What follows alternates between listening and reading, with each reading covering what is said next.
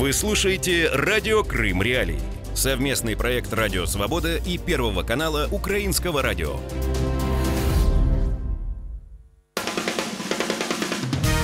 С 4 сентября слушайте «Радио Крым Реалии» на средних волнах. Частота 549 кГц в 7:30 утра и днем в 12:10. Теперь мы с вами 24 часа в сутки, 7 дней в неделю. Радио Крым Реалии 105,9 FM. Крымчане имеют право знать. Приветствую всех, с вами Александр Янковский. Вы слушаете самое крымское в мире радио, радио Крым Реалии. Делайте это, то есть слушайте нас каждое утро и каждый будний день, с понедельника по пятницу. Мы с вами в 7:35 и в 12:10 нас можно слушать на средних волнах на частоте 549 кГц. Ну и, конечно же, круглосуточно теперь на частоте 105,9 FM. Делать это можно непосредственно в Крыму. Также прямо из Крыма можете позвонить нам в эфир по телефону 8 800 10 06 926. 8 800 10 06 926. А жители других регионов Украины могут звонить нам в эфир по телефону 044 490 2905. Ну и, конечно же, комментируйте наши видеотрансляции. Мы такое радио, которое можно не только смотреть, но и слушать. Можно это делать на канале в YouTube и также в социальных сетях. Вот, например, прямо сейчас мы начали трансляцию в Фейсбуке. Ну и читайте наши материалы на сайте Крым Реалии. Итак, мы начинаем нашу программу. Тема дня. Крымский активист Эдем Дудаков на своей странице в Фейсбуке написал о том, что в детских дошкольных учреждениях города Бахчисарая номер 8 и 10 закрыты группы с крымско-татарским речевым режимом. Да, пусть вас не пугает такая канцелярская формулировка, но вот такая она принята. Значит, базовые группы для первых классов 5-й национальной школы. В этих группах с крымско-татарским речевым режимом создавалась крымско-татарская языковая среда для изучения родного языка потомков ранее депортированного народа.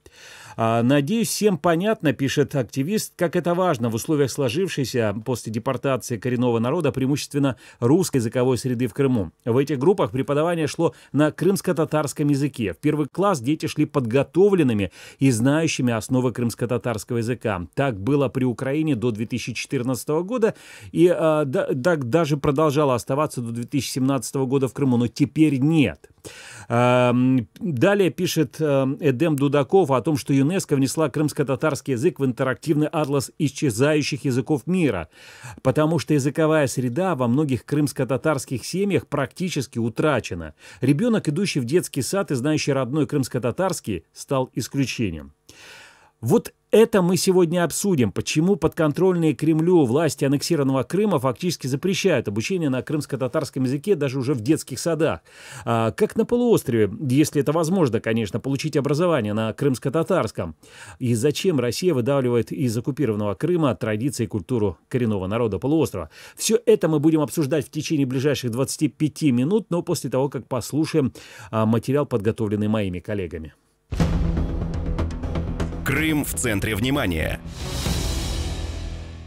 Все группы с крымско-татарским речевым режимом были закрыты в нескольких детских садах Бахчисарая. Теперь дети будут обучаться исключительно на русском языке. Об этом на своей странице в Facebook сообщил крымский активист Эдем Дудаков. Он добавил, что в уставах дошкольных заведений аннексированного полуострова не предусмотрены положения о национальных группах. В детских садах номер 8 и номер 14, базовые учреждения национальной школы номер 5, закрыли крымско-татарские группы. Воспитание в ранее набранных группах ведется с 2017 года на русском языке. Новые группы будут набираться исключительно смешанные. В селе Фонтаны Симферопольского района в этом году подконтрольные Кремлю власти полуострова торжественно открыли новую школу. Ее анонсировали как крымско-татарскую и присвоили имя советской разведчицы Алиме Абденановой, рассказывают родители первоклассников. Мы очень долго ждали открытия этой школы. Она, конечно, не национальная, и мы перевели из другого класса только для того, чтобы наши дети учились в нашей школе.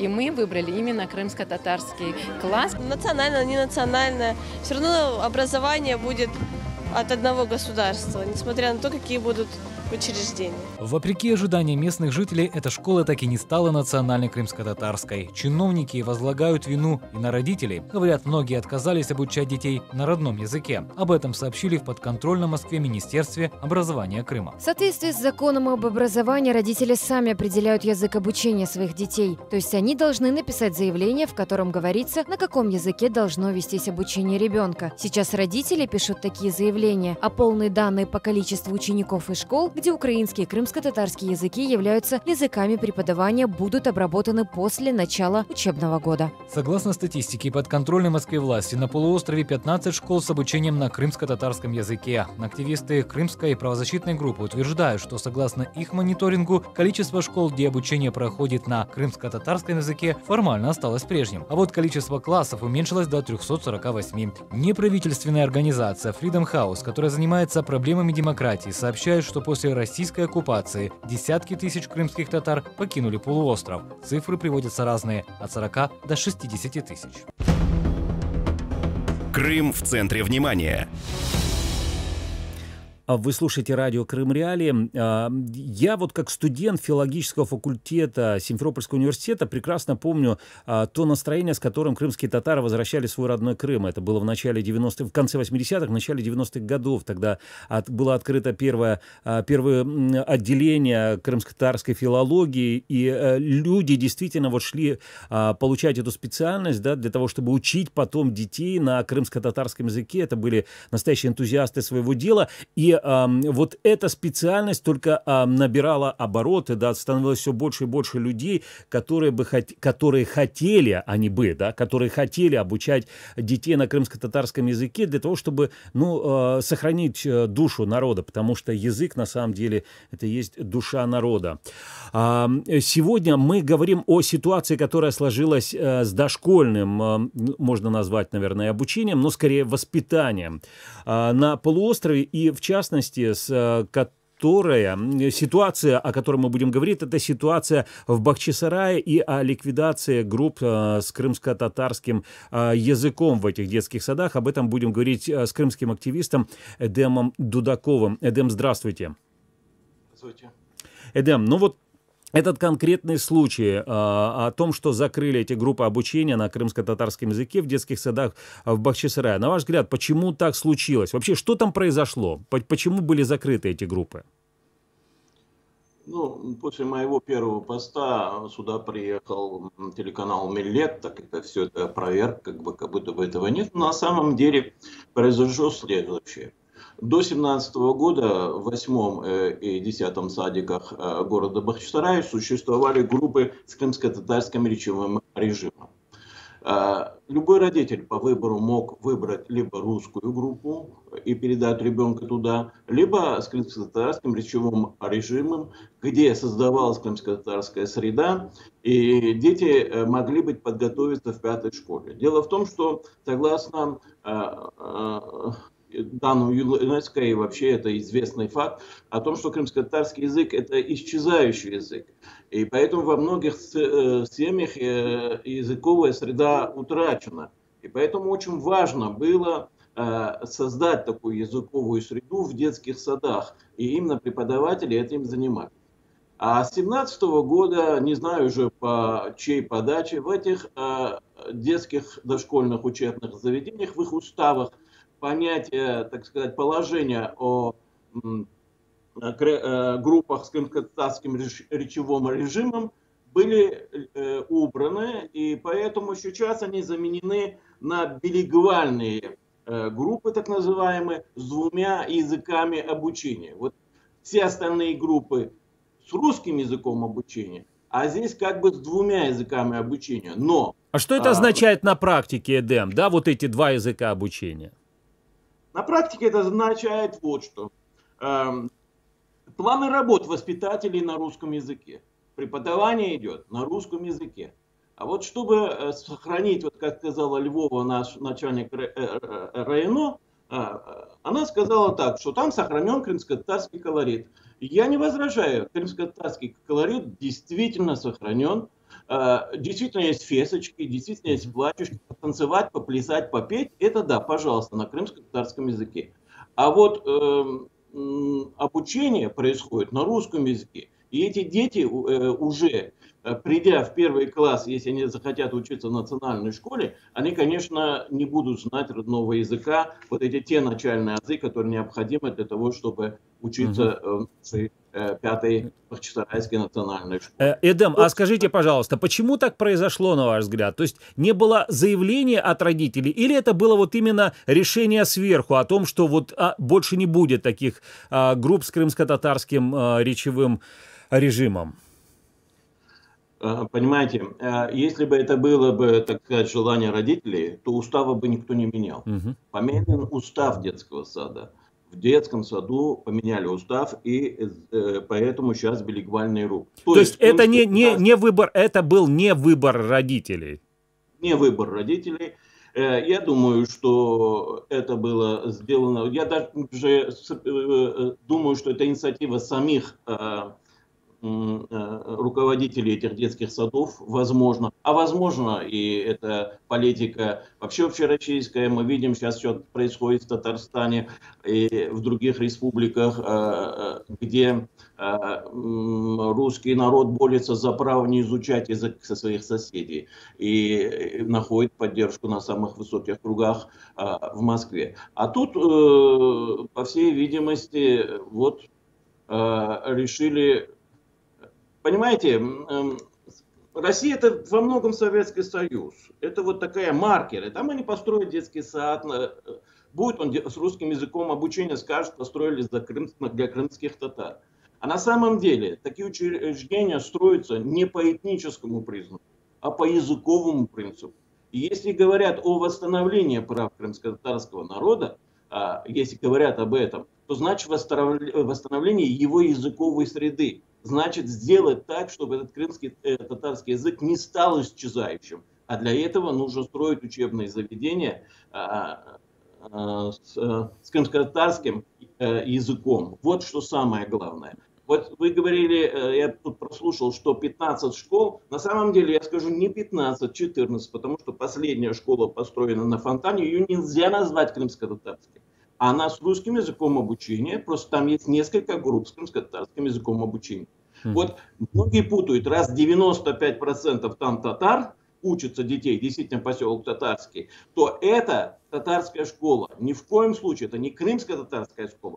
Все школы должны строиться по языковому принципу. Здесь языковый принцип русский, поэтому это русская школа. И ни в коем случае не говорите о том, что у нас 15 школ. У нас как было при Украине 14, так и осталось. Эдем, скажите, пожалуйста, как вы думаете вообще, на что нацелена такая политика? Да, вот сейчас поменяли устав в этих дошкольных учебных учреждениях, да, потом вот эта новая школа, которую там крымчане называют школой 4 президентов, там она тоже не стала школой с крымско-татарским языком обучения. Вот на что направлена эта политика вытеснения крымско-татарского языка из обучения?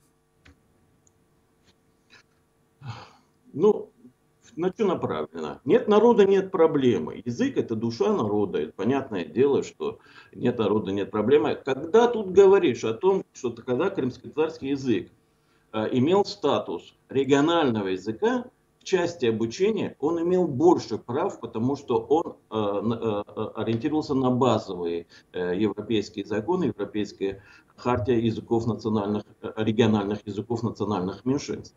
А сейчас вот эта вот практика базируется на российские законы, и у нас, ну если уж сравнить нашу школу, например, то обучение на крымско-татарском языке идет до 9 класса. А при Украине это было до 11 класса. Более того, в нашей школе, и директор школы это явно заявил, в 8-9 классах не хватает часов для крымско-татарского языка. Нужно вводить 6-й день в образовательный день, чтобы изучать этот язык. Ну вот, можете себе представить, какой уровень русского языка в этой школе, что не хватает на родной язык часов. Эдем, и еще, наверное, еще один вопрос. Скажите, вот родители детей, которые ходят в эти дошкольные учреждения, собираются ли они каким-то образом обжаловать такое решение, возвращаясь к этим группам с крымско-татарским речевым режимом? Или просто уже смирились с этим, вот как будут ходить дети, так и будут ходить? Ну, писать будут. Другого здесь, честно сказать, очень сложно сделать. Вы сами понимаете, любой сбор людей, например, собрались и пошли в районо. Если 2-3 человека, то еще ладно. А если возле районо или возле администрации собралось человек 15, вот вам, пожалуйста, демонстрации, кого-то штрафуют за это. Потом очень многим активистам создали проблемы. Даже проблемы не сколько им, а сколько их родственникам. Это во многом, я еще раз повторяю, Советский Союз. У меня вообще ощущение, если первое время было ощущение дежавю, то сейчас уже ощущение, что я вот до 30 годов прожил в Советском Союзе, потом поспал 23 года и снова проснулся в Советском Союзе. Поэтому никакой разницы нет. И вот эти вот пропагандистские каналы, которые сейчас заменили те каналы, которые есть, они ведь ничего не дают. Они дают ни для развития языка, ну, того, что было, например, в эпоху АТР, ну, да близко даже нет. Близко нет. И поэтому АТР это был какой-то особый культурный центр. А сейчас, во-первых, очень мало людей смотрят. Во-вторых, эти каналы, опять же, в языковом отношении ничего особого не дают. Да, там есть для статистики это речевая программа. Да, там есть, выступают наши, на каждом вот по приезду всех гостей обязательно выставят какой-нибудь крымско-татарский ансамбль. Обязательно. Экзотику, то есть, соблюдает, колорит есть. А на самом деле, если забраться в глубину, в учебном процессе очень тяжело. А вот если уж говорить, вот даже после моего выступления, после моего поста, Миллет не приехал, например, это телеканал Миллет, и не стал как бы проверять. А ну-ка покажите ваши учебные планы. Достаточно взглянуть в учебные планы. Если не на русском языке, значит воспитатель ведет учебный процесс на русском языке. Ведь не может быть в плане другой. Они тут показали, что она якобы дает на 2 языках, вытащили молодую девочку, крымскую татарку, и она сказала по-крымско-татарски несколько слов. По всей видимости, это семья, где не утрачена языковая среда. И все. Вот, понимаете? Да, вот... понятно. Спасибо. Спасибо. Эдем Дудаков, крымский активист, был на связи, скайп-связи со студией радио Крым Реалии. Огромная благодарность вам, Эдем, за то, что вы неравнодушны к процессам, которые происходят на полуострове, и к тому, что вы находите время и возможность рассказывать людям о том, что же на самом деле происходит на полуострове. Мы продолжаем программу, и вот Эдем Дудаков вспомнил про ситуацию в Татарстане, да, в республике Татарстан, которая находится в России. И мы сейчас будем говорить с Нафисом Кашаповым, активистом национального татарского движения. Нафис, здравствуйте. Добрый день. Нафис, да, вот сказать, да. У нас в Татарстане и Башкирии около 2000 школ приостановлен изучение татарского языка. Такой же процесс уже начался в Крыму, уже в 2005 году. Это, можно сказать, оккупанты как хотят, так и поступают с народом. Нафис, а скажите, пожалуйста, вот я сейчас буквально вчера читал о том, что, например, в Елабуге 25 родителей, учеников одного из 5 классов школы номер 8 подписали коллективное обращение об отказе от проведения уроков татарского языка для их детей. Еще 2 подобных заявления поступили от мам и пап, учащихся 2 первых классов этого же учреждения. Вот это все пишет, значит, такой сайт, который называется «Казань Ферст». Скажите, пожалуйста, то есть татарский язык, он же имеет статус государственного языка на территории Татарстана? Одно могу сказать, во время Ельцина, когда он президентом был, татарам было легче. И по линии обычаи, культуры, по языковым вопросам у нас не было проблемы. Как пришел Путин, после прихода Путина началась диктатура. И конкретно то, что вот в Елабуге 25 человек подписали, это под давлением ФСБ. Конкретно они работали, чтобы показать пример после Елабуга, чтобы другие подписали. На что направлена, например, Нафис, на что направлена такая политика, да, чтобы вот родители писали заявление об отказе от изучения татарского языка? Здесь направление, чтобы народ и люди, которые проживают для русификации, здесь конкретно программ поставим, чтобы язык не знали. Есть у нас среди наших татар национальных движений и общественных организаций нет языка, нет народа, нет истории, нет народа. Они ведут эту пропаганду целенаправленно, чтобы уничтожить народ.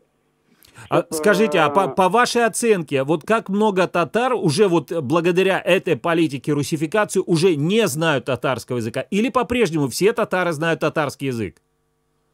Нет, очень тяжело. Где-то больше 60% татар не знают своего языка. Это Российская империя уже после захвата Ивана Грозного до сих пор продолжается.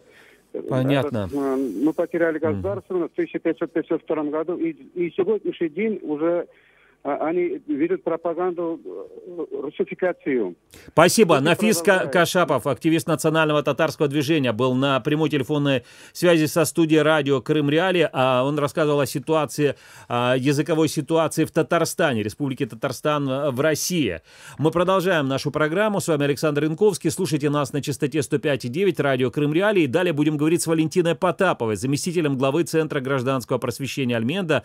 Будем говорить вот про проблемы обучения, возможностях получения образования на крымско-татарском языке. Валентина, здравствуйте. Здравствуйте. Валентина, ну вот смотрите, да, согласно данным Крымской правозащитной группы, сокращается количество классов обучения, да, сокращается количество детей, ну вот меньше детей, которые получают образование на крымско-татарском языке. На материковой Украине что-то меняется в этом плане или нет? Ну, как бы вам сказать, Александр... Говорите, как есть. Да, к сожалению, на материковой Украине в этом направлении больших перемен нет.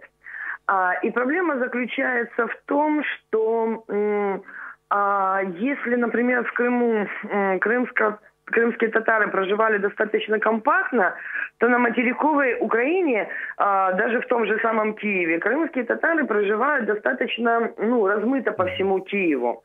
И для того, чтобы, например, открыть крымско-татарские классы, вы сами живете в Киеве, то мы вынуждены поставить родителей в такие условия, когда родители будут свозить этих детей по всему, из всего Киева в один класс. А это крайне неудобно. А открыть же для такого количества, которое сейчас есть, крымских татар, опять-таки привожу пример по Киеву, классы в каждом районе, наверное, это нерентабельно для Украины. Это пример тот, который вот по таким большим городам. Если это, например, города, которые маленькие, там в результате перемещения либо исторически так сложилось, что компактно проживают крымские татары, например, Херсонская, Геническая там область, да, то есть не область, это Херсонская область, Генический район, то там, на мой взгляд, это действительно необходимо, и это должно делаться. Но я вот читаю, я читаю о том, что уже открыты первые классы, да, с крымско-татарским языком обучения в этом году. Вот, да. Оно начало делаться, да, и там, понятно, но у нас, если не ошибаюсь, у нас на Западной Украине есть компактные места в маленьких городках, вот, там это должно делаться. На мой взгляд, однозначно. И не только, наверное, Кто занимается, да, Валентина, скажите, пожалуйста, кто на сегодняшний день занимается подготовкой кадров? Потому что мало быть носителем языка, нужно еще и уметь преподавать. Вот кто занимается теперь подготовкой кадров преподавателей крымско-татарского языка и преподавателей на крымско-татарском языке? Я думаю, что на сегодняшний момент никто. Вы имеете в виду сейчас про материковую Украину. Хорошо, мы будем... Да, я про материковую Украину, потому что помните, да, что сразу же в 2014 году был открыт крымско-татарский факультет в Киевском национальном университете, но это было в 2014 году. Все подготовки... Подождите, которые... да, но они же учатся, эти студенты. Да, они еще учатся, они еще не закончили. Я имею в виду, вы говорите подготовку кадров. У нас должны быть уже выпускники, правильно? У нас должны быть уже учителя, которые выпустились. Да. Я думаю, что Частично это те учителя, которые прошли подготовку, и мне кажется, что подобной задачей должны были бы озадачиться все-таки наш Крымский университет теоретически национальный. Хорошо, будем их спрашивать. Спасибо, Валентина Потапова, заместитель главы Центра гражданского просвещения Альменда, была на прямой телефонной связи со студией радио Крым Реалии. Мы прощаемся с нашими радиослушателями на средних волнах, а продолжайте нас слушать на частоте 105,9 FM.